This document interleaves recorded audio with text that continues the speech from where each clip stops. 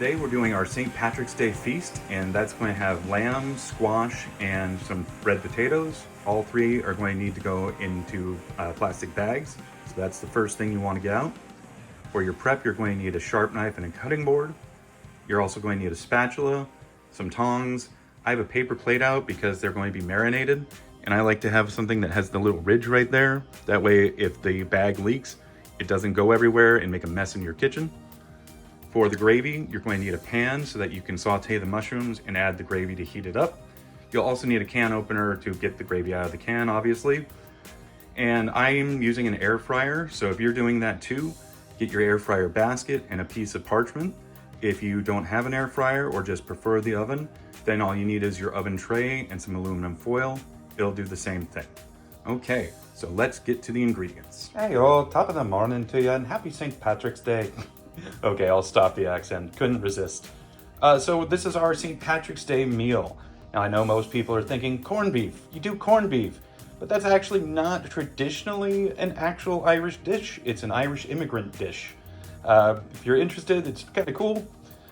Basically, they used to use pork before they came over here because it was easier and the British took all of their cattle. But when they got here, they were in New York in Jewish neighborhoods which didn't have pork for obvious reasons, so they switched over to a brisket, and that's why we have corned beef. More traditional is a lamb dish, and that's what we're doing today. We're having lamb with some squash, mushroom gravy, and some taters. What's taters, precious? So what you're going to need for the lamb is you're going to marinate it, and for that you're going to need some oil, balsamic vinegar, red wine, and a little Worcestershire sauce. For spices, you're going to want rosemary and some garlic. Now I'm going to use fresh garlic for this one, but you can use garlic powder if you like. For the zucchini, those are going to be really easy. We're just going to use any of your favorite vinaigrettes, salad dressings. That's all you're going to need. For the potatoes, we're also going to do some garlic, pepper, a garlic and herb blend. Now you can also just go with rosemary or anything else you want with that. And I like to roast them, so I'm going to put a little of the dehydrated onion in there too. You also need a can of mushroom gravy, but that's it. So let's get to cooking. Every single time I've got a cutie. Huh, Snow? We usually don't do fresh garlic because the jarred garlic is just so much easier, and we usually do minced. But today we want a nice sliced garlic. So we're just going to talk about a few ways that you can get the paper off the cloves. I have the paper towel sitting here just so it's easier to clean up. Just drop it in, throw that away. So the first thing you can do is take a glass, kind of push down on it until you hear the cracking.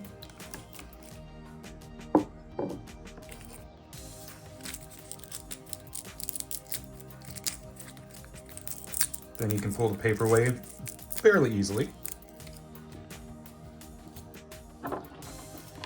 You can also take a knife, push down and roll it just a little bit. That also loosens up the paper quite nicely. Sometimes it works a little bit better than others, but you know, that's how it goes with it. And it is sticky, so the more you do this, the more your hands are going to stick to the stuff, but you know, what you're going to do, just the nature. Now, if you have one, you can use a garlic roller. So you put it in there, push down on your hand, roll like that. And that's the one that works the best, but not everyone has that. I'm not even sure where I got that one, to be honest. Now the other one you can do is this is a breadboard, so I don't want to do the full technique, but if you go down like this, that can also loosen it up pretty good too. Or you can just peel it yourself, since that didn't go full blast.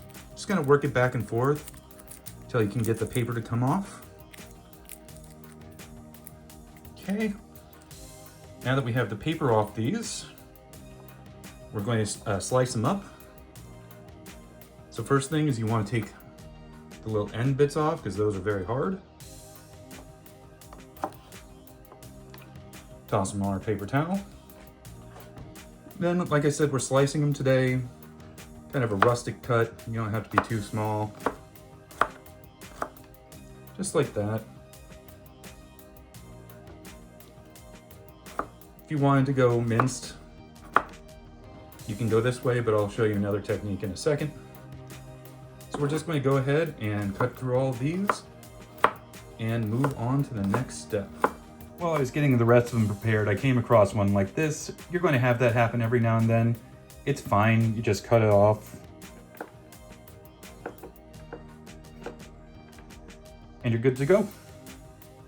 Don't want to have this all go into it, so part of this will probably go into the mushroom gravy. So if you don't like the strips like this and you want it closer to diced, you can always go like this. Now take your fingers, put it at the edge of the knife, hold it against the cutting board, and then with your other hand, just lift it up and down.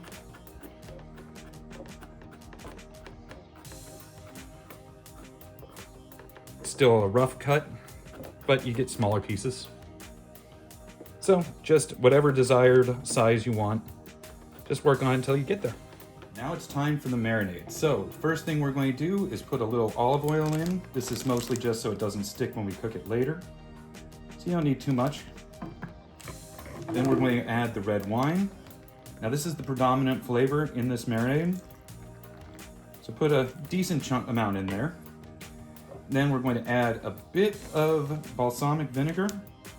It adds a great flavor, and the acid also helps break the meat down a little bit. So if you have a tougher cut, it'll help break down the binding tissue, so it's a little softer when you eat. Then go in with some of the Worcestershire sauce. Plenty of rosemary, the garlic,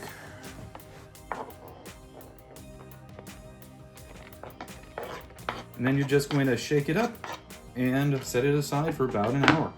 Okay, once you have everything distributed, then you're going to put it on a flat surface in case there's any leakage. Now you can do this for about an hour, like I said. You can do it shorter if you want. You could also leave it in the fridge overnight. It all depends on you. Just make sure you have as much of the air out of the bag as you can and flip it on a consistent basis. So if you're doing the hour, do it about every 10 minutes or so. If it's in the fridge for overnight, every couple hours.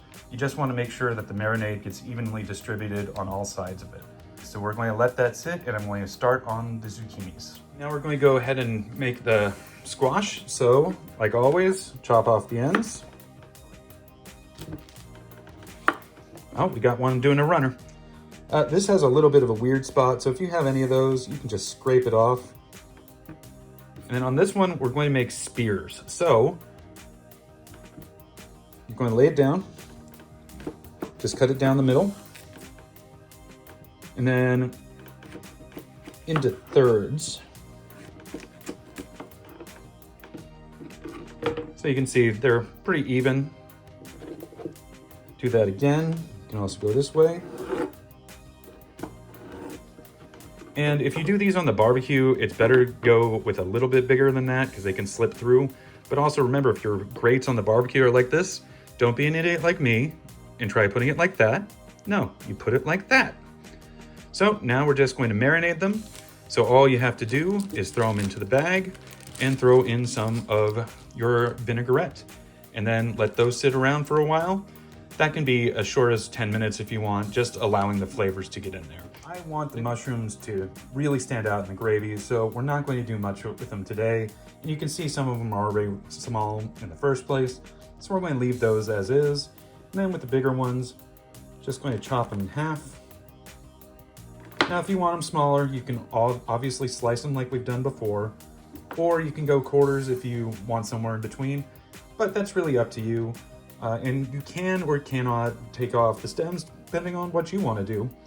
They're a little bit harder on smaller mushrooms like this, that's why I'm just leaving them on. But just going to go through, get all this. Okay, for the potatoes, even though they're small, we're going to give ourselves a little break and we're going to put them in the microwave first. So all we really have to do is coat them with the oil and the spices and just throw it in the oven. Before you do that, and even if you're just putting them in the roaster, remember that there's moisture inside these, so you gotta poke them, you gotta poke holes all the way around, and that's going to let the steam come out. And if you don't do that, they will explode. And I've even seen it where you go and it looks fine, and as soon as you move it, it makes the steam move and it just goes whoosh. So you don't want that. Make sure to poke them all and then put them in the microwave, and you usually have a baked potato setting. That should work. we've marinated. These are going to go into the air fryer. You can do the same thing in an oven with a tray and some aluminum foil.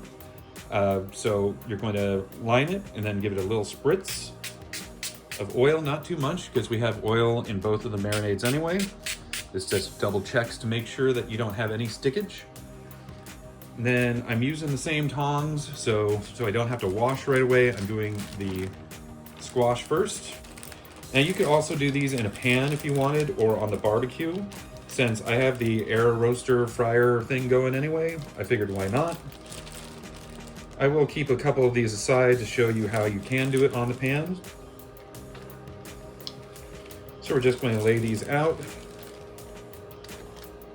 Want to space them so they're not touching each other, but they don't have to be super far away. Okay, do one more. Well, two more, I guess. So, just move them around.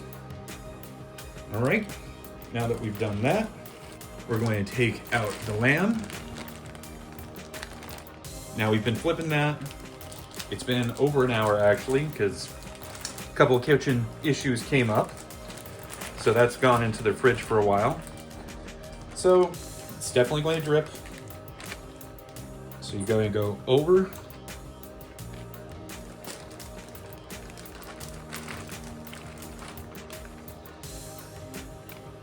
Once again, you don't want these to be touching, so make sure that they're spread out so that you can get all the air going around and cooking all the sides. Now I'm going to go wash this, and as soon as the air fryer is up to temperature, this is going to go in, and what we're doing is 375, and we're going to go for 8 minutes and test the temperature. You want it to be around 145 degrees when you serve it, so we're going to try to do the 8 minutes, flip it, see what the temperature is, cook for another 8 minutes, and if we need more time, we need more time. And after that first 8 minutes, if we look like we're on track to have the right temperature, that's when the zucchini are going to go in. Okay, this has been in there for 8 minutes, so we're going to take the temperature and see where we're at. Now, whenever you're doing a thermometer, do not put it next to the bone. That's not going to give you an accurate reading. Try to find the thickest part that's muscle and go about halfway in. Okay, this is 113, so we're good. We're going to flip it and we're going to leave that in for another 8 minutes and it should be done. That means we're also going to go in now with the zucchinis. Okay, it's been 8 minutes, so let's check them. All right, 149 and going up, not too fast. 149 again, oh, 150. Yeah, these are going to look done.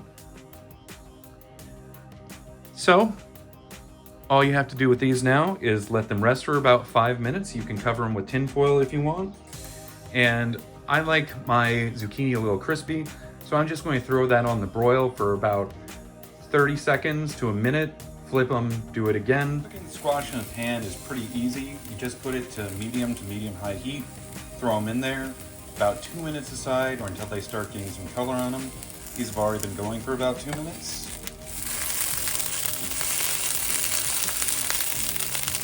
Nice little char. Now you don't even need to put oil because the vinaigrette has oil in it, so that's fine. You don't need to worry about that. And then towards the end, if you want, you could always put some of the vinaigrette in there.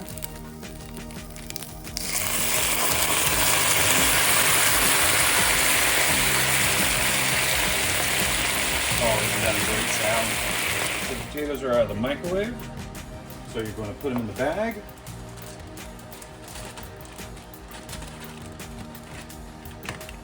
You're going to add a little bit of oil, some white wine just to help things get coated better with the spices. Going in with my spice blend, you can do any Italian blend you want for this, and however much or little spice you want.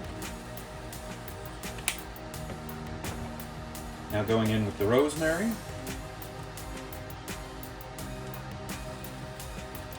Not too much. And then I'm using the rest of the garlics instead of the garlic cloves just because it was too much for what I was doing, and why waste it? Okay. Seal it up. Get the air out. Toss it around to get everything coated.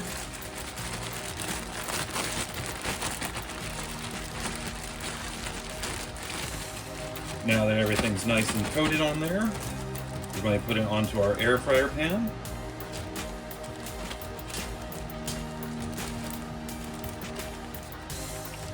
Spread them out.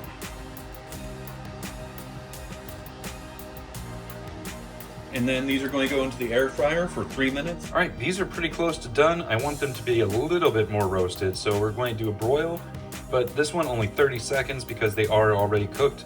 We just want to get them a tiny bit crispier, but you can see it's getting a little charred, so definitely no more than 30.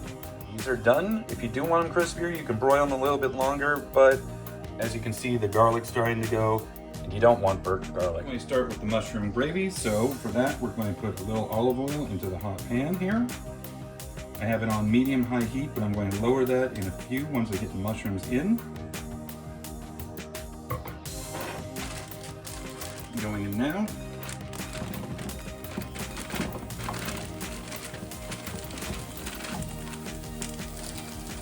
Oh, we got a jumper. Okay, start stirring those around, get them all nice and coated.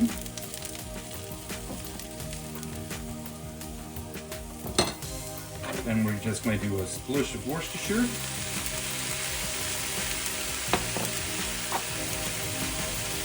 A little of the rosemary. A little of our blend. And we're just going to cook these mushrooms down for probably about 5 minutes. And we'll come back when we get to that done. Okay, after 5 minutes, we've got a nice toast on these. We're just going to put the gravy in. You want to scrape out as much as you can. Then all we have left to do is toss these together, let the gravy warm up a little bit. All we're doing is heating it up. Go ahead and put that down to a simmer. You don't want it to caramelize to the bottom. Now that everything's done, we're going to go ahead and plate. Go ahead and put your spears down.